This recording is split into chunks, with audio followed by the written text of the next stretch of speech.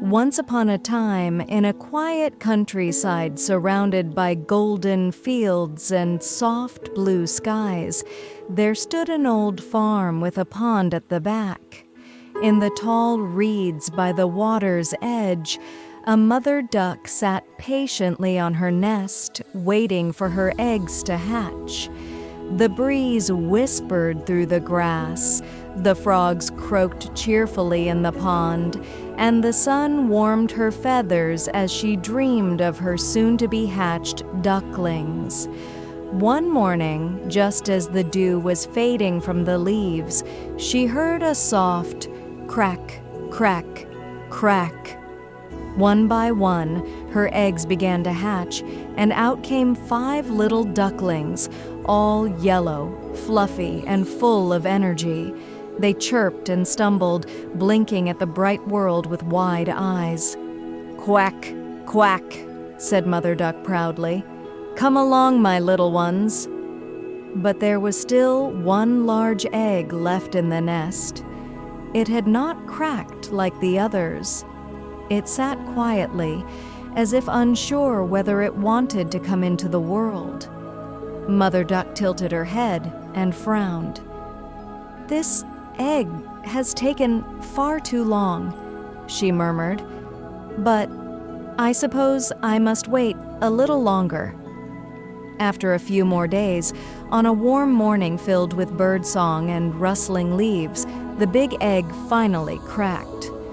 Out tumbled a large gray chick. He was much bigger than the others, with soft gray down instead of yellow fluff, and a long neck that bent awkwardly. The other ducklings stared. "What's that?" one of them whispered. "He looks so different," said another. "He's ugly," one of them muttered. Mother Duck looked at him closely.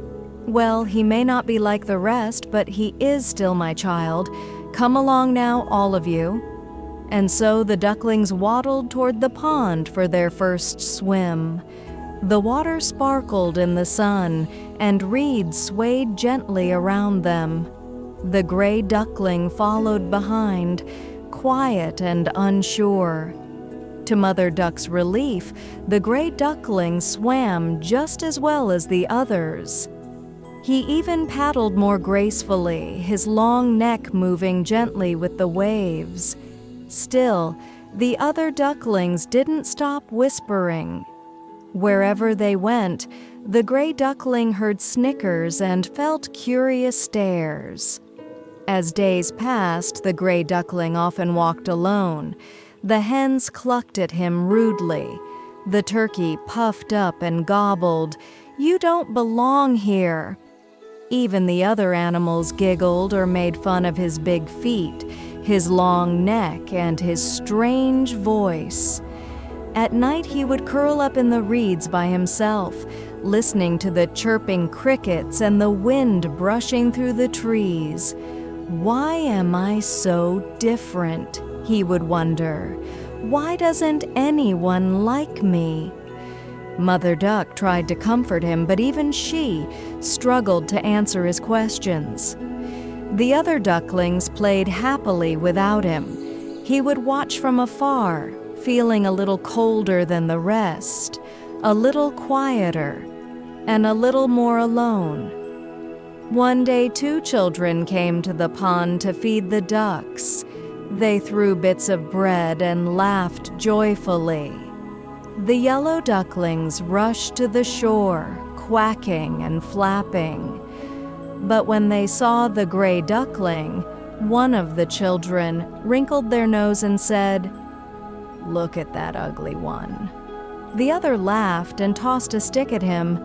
"Go away, weird duck."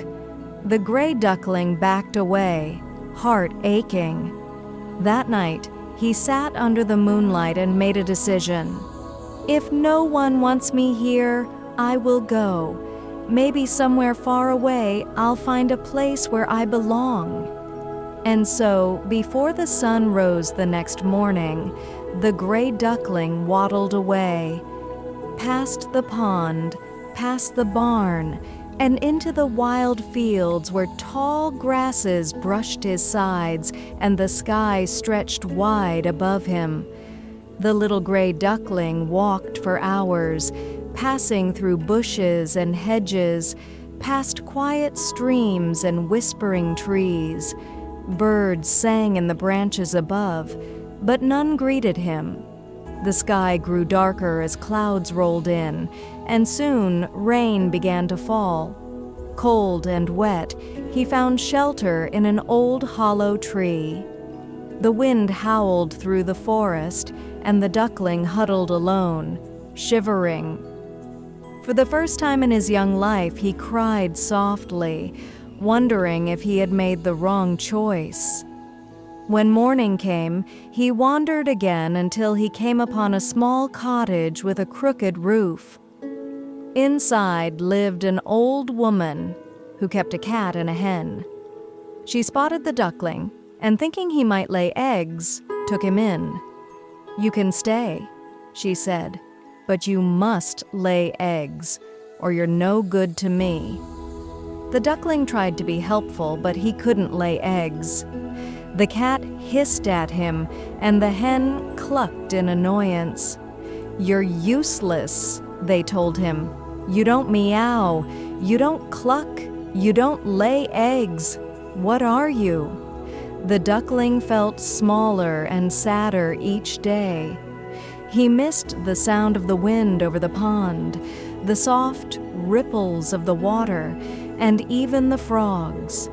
One day, he looked out the window and saw a flock of large white birds flying gracefully across the sky. They were beautiful, tall, elegant, and shining in the sunlight. Something inside the duckling stirred. He didn't know why, but his heart felt light just watching them. He stepped outside and looked up with longing. "If only I could fly like them," he whispered. "If only I could be with them, even for a moment." But the swans flew far away, and he remained behind, gray and unsure.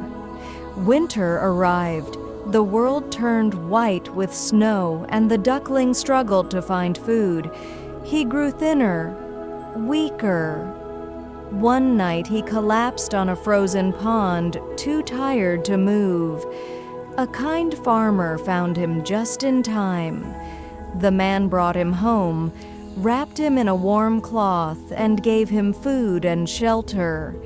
The duckling stayed through the coldest months, resting by the fire and listening to the laughter of children. When the first signs of spring appeared, the duckling grew stronger again. The sun felt warm on his feathers. One day, he thanked the farmer and left quietly, following the scent of fresh grass and the songs of returning birds. He wandered into a large garden with a calm lake. The trees were green again, and flowers bloomed in every corner. As he approached the water, he saw a group of swans swimming peacefully. The duckling watched from behind a bush, not daring to go near. "They are so graceful, so beautiful," he thought. "I could never be one of them." But the swans noticed him. Instead of turning away, they glided toward him gently. Heart pounding, the duckling bowed his head. "If you're going to chase me away, please do it kindly," he whispered. But no one chased him. One of the swans looked into his eyes and said, "Why would we chase you away, dear one? You are one of us." Confused, the duckling looked at his reflection in the water. For the first time, he saw not a gray, awkward bird, but a tall, elegant swan with soft white feathers and a long, graceful neck. He blinked. He turned. He stretched his wings. It was true. He was a swan. Tears filled his eyes, but this time They were tears of joy. The other swans welcomed him, swimming beside him like old friends. Birds sang from the trees. The wind whispered in the reeds. Everything felt right. Soon children came to the garden and saw him. "Look!" they shouted. "That one is the most beautiful of all." The swan remembered the days he had been called ugly and strange. He remembered the loneliness, the cold, and the pain. But now he understood. He had never been a duckling. He had always been something more. He spread his wings wide and flew into the sky with the others, soaring over the lake, proud and free. The world below sparkled in the sun, and his heart beat with peace. Moral of the story: sometimes the journey to discover who we really are can be long and difficult. We may not fit in at first. We may feel different or left out. But like the ugly duckling, we are all growing into something beautiful, something uniquely our own. Be patient, be kind to yourself, and never give up on finding where you truly belong.